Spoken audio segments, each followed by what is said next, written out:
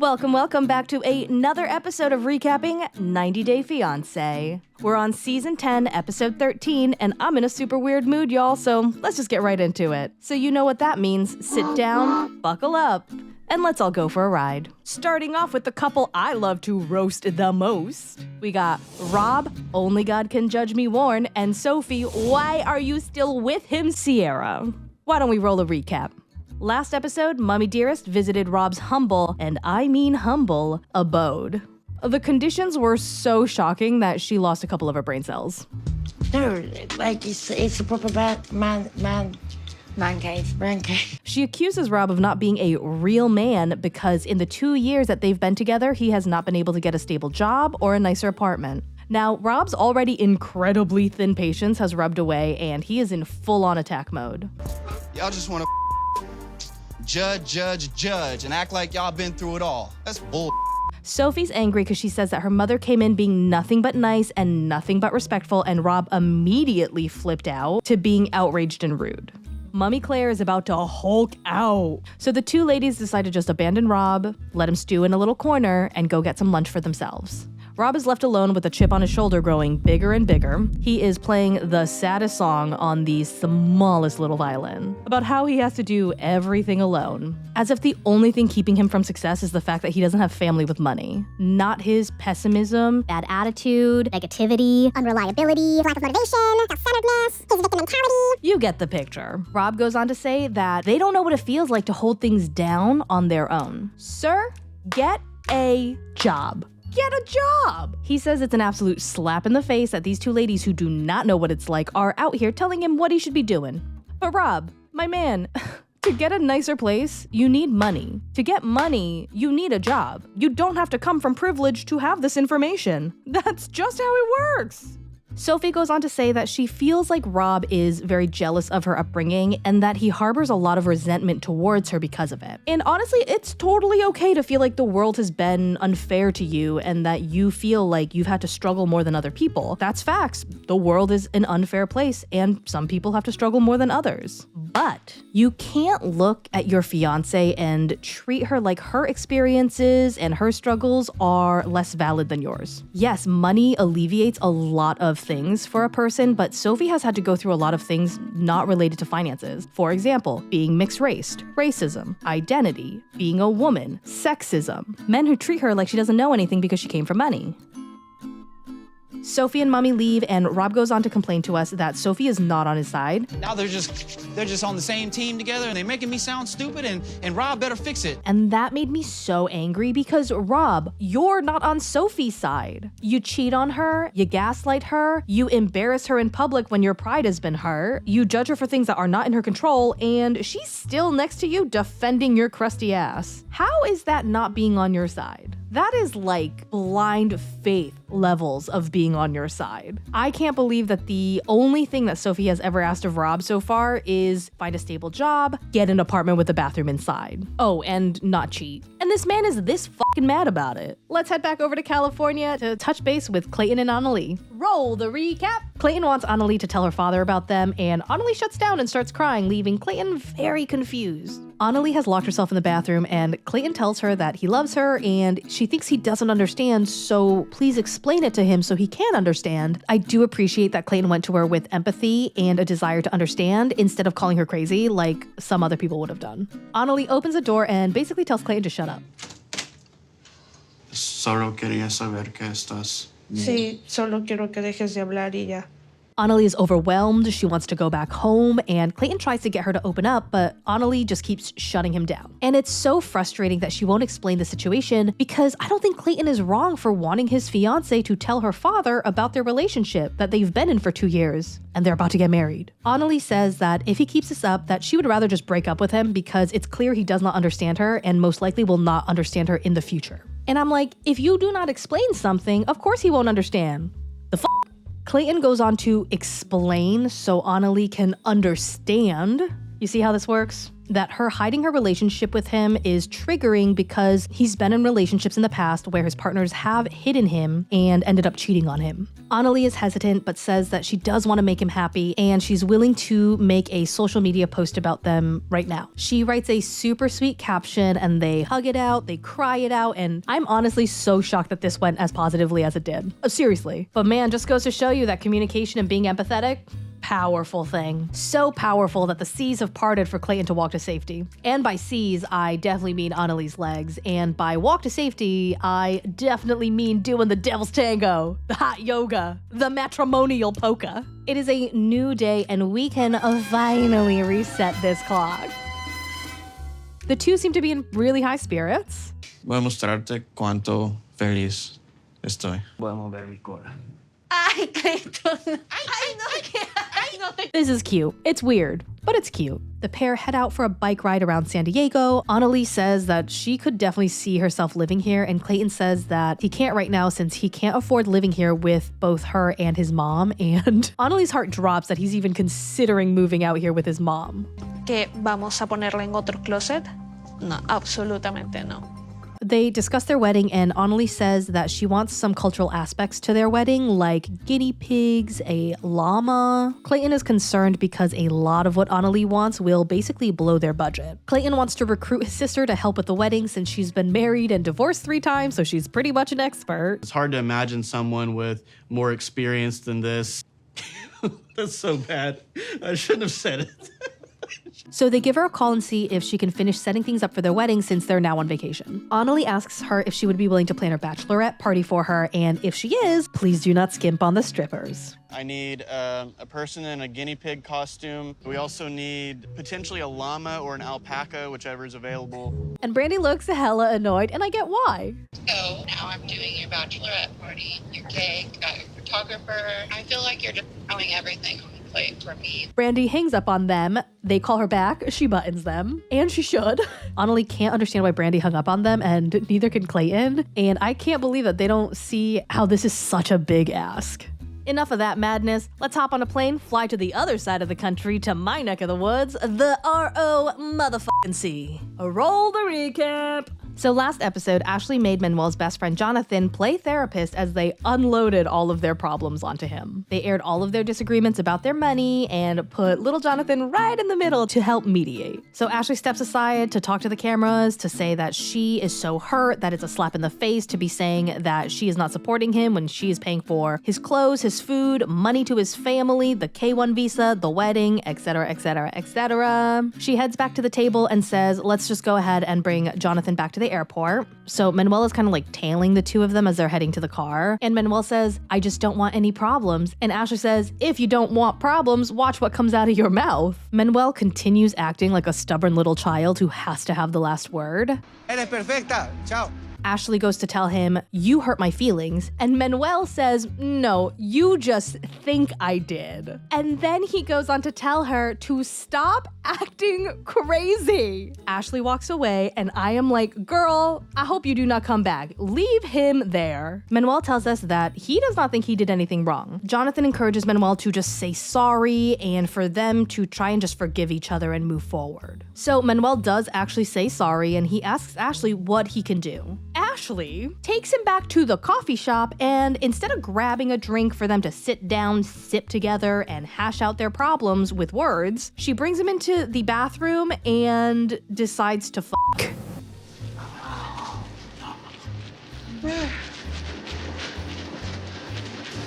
And poor Jonathan is left outside to literally kick rocks. Jonathan, grab an Uber, take the plane, never come back. The two are done doing the nasty. Ashley comes out, she's got that post-nut glow, and they leave to take Jonathan to the airport. Afterwards, Ashley and Manuel get back home, and Ashley says they have to talk about what happened at the coffee shop because it was no bueno. She lights a bunch of candles saying that she has to change the energy in the room. She gives him a rock to hold for some reason. And Manuel's over there like, this crazy ass witch. Honestly, we both need to be operating from our highest crown chakra right now.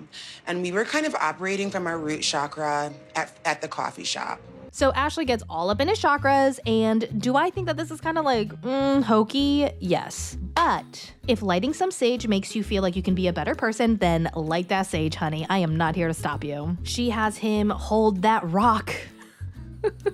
So stupid. She has him hold that rock and concentrate. And then she leaves.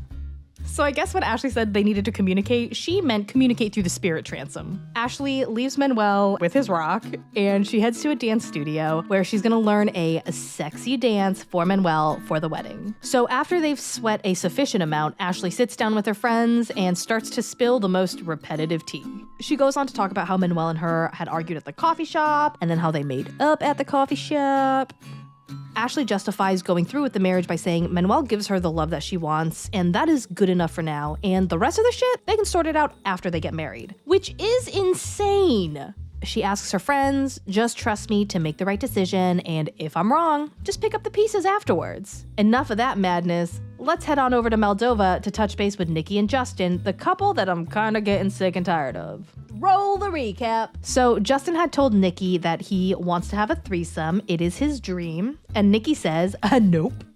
Nikki's mom tells her that she needs to give Justin an ultimatum, and Justin's friend Ivan tells him that he needs to man up and put Nikki in her place by showing him that he's more powerful than her. Nikki is getting ready for the engagement ceremony, and she's broken a nail, so she goes over to a nail salon to get it fixed. She tells us that she had a conversation with Justin the night before to try to, I guess, come down to some type of resolution. He is from a different language and different culture, and I'm trying to understand him, and he's trying to understand me. Nikki tells her nail tech that she's in Maldova because she's getting engaged, and then decides that they should get really close really fast. We used to have multiple times in a day, and now down to like 2 times in the week, to now once in the week. She goes on to talk about how Justin wants her to be more subservient. She is speaking English, but with her Justin imitation accent. He wants to be the man, but also make me come down a lot. Like, do they make their women submit and go lower than them? As if that's gonna make this woman understand more English than she can. The woman says that Moldovan men are closed off and very controlling, and Nikki should just go meet an American guy. Find an American boy? You don't need a Moldovan boy. Well, you know what? There's no better in America, girl. Nikki meets up with Justin, and he takes her on a romantic swan pedal boat ride. Which is funny because that is the absolute last place I would see Nikki. But she's a trooper. She steps in and she starts pedaling that boat with those high heels. Justin says something sweet about how the boat is like their love. This like our relationship. This boat, we must together work and both can swim. And that was a pretty sweet sentiment. They finish up and they find a spot on a bench and continue to discuss their relationship and their upcoming engagement. Justin says, you know what, I hear you, I understand you, you're telling me you want more intimacy. So this man brings up the threesome again, and he says that a threesome will be a great chance for their intimacy because they can enjoy sex together again. Not with each other, but together. Like they'll be in the same room doing a sex thing at the same time in each other's presence. Nikki says absolutely not. He will not get a threesome until they can reestablish intimacy between themselves. And even if she were to offer up a threesome with another girl to him, she would only do that if he will offer up a threesome with another guy to her. Obviously, Justin does not agree to this. That is no for him. And Nikki asks why, because that's pretty hypocritical. Justin tries to justify this by saying, I will be with 2 girls. Yeah. I them. Second guy come, he you. I don't want to somebody you. First of all, if there's another guy in the bedroom, let's be realistic, he could be into butt stuff. Like, you could him. Well, I mean, with consent, but like, yeah, that's a definite possibility. But we all know that's not the real issue. The real issue is the fact that Justin does not want anyone touching his property. Nikki asks him to explain because it doesn't make sense. And this man starts laughing. He starts laughing like, oh, woman so stupid. Of course she don't understand man is man. Nikki is pissed. Rightfully so. And then Justin says, oh, we talk later. Because I guess this man is overwhelmed now because he was proven stupid. Nikki wonders if this is just a dead-end relationship. And I'm like, who cares, girl? Just leave. Moving on. We are headed to Missouri? Minnesota? Michigan?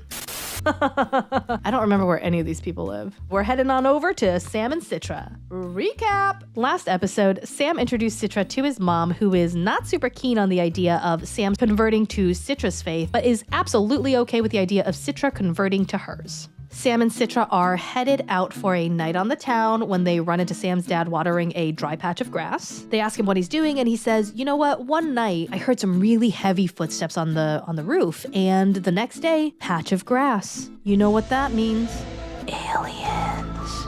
But anyway, he's just trying to water the grass to have it grow back. They head out for what Citra says is their first real date. Sam wants to have a last hurrah before converting, and he takes her to a bar in the middle of nowhere, and they're gonna have some drinks. Now, Citra is definitely breaking some rules by drinking, but she says she wants to know what it's like at least once in her life. We don't need to tell my dad about it. Keep it a secret. Sam teaches Citra how to play pool, because, someone's balls should be getting played with. Am I right? The waitress brings over their food. It's a lot. Man, that is a lot. And all I can say is, welcome to American portions, baby. They discuss what other things need to change once he converts, and she lists a few things like no alcohol, no pork, and Sam mentions that even though he's not a big drinker, whenever something is off limits, people just naturally want to do those things. Always that monkey on your back that's just telling you, do it, have fun. It's sometimes hard to resist. And he says he wants to be a good husband, and he wants her to basically hold him accountable. A new day has dawned, and Citra and Sam are headed to a mosque. Sam's dad tries to be supportive, but he's a little bit skeptical about Sam's conversion. I don't think Sam realizes what's all involved in following a faith. And I tend to agree. I think that's why there's a lot of people who are religious, but seemingly only in ways that are convenient to them. I honestly wasn't expecting his dad to be so insightful about this, because he believes in aliens, but I don't know, maybe he's not as cuckoo as I thought he was. They get to the mosque and Sam starts to get a little bit anxious. He's ready to convert, but he is nervous about his past with addiction coming back to haunt him. They speak to someone about the conversion process. Sam is told that Citra's father needs to bless their marriage in order for the conversion to actually be official. And this makes Sam nervous because he still has not broken the news to her dad about how he did not file diversion and he might be going to jail. The next day arrives and Sam and Citra are headed to the airport to pick up the remainder of Citra's family. And Citra says not to tell her father about the diversion right away because he will probably punch him in the face. They pick up her sister and Sam says Citra's sisters are great, but they are mean, and says that they tend to point out things that they find wrong with him physically. Citra's sisters are quick to point out, call me Popeye. So basically they're just treating him like family. They head to the hotel and meet up with the rest of the family, and they talk about the upcoming marriage and conversion, and Citra's dad wishes them well and stresses the importance and sanctity of marriage, and, everything's going in a positive direction, which is making Sam even more anxious because in the back of his head, he knows that he's hiding a really big secret from Citra's dad.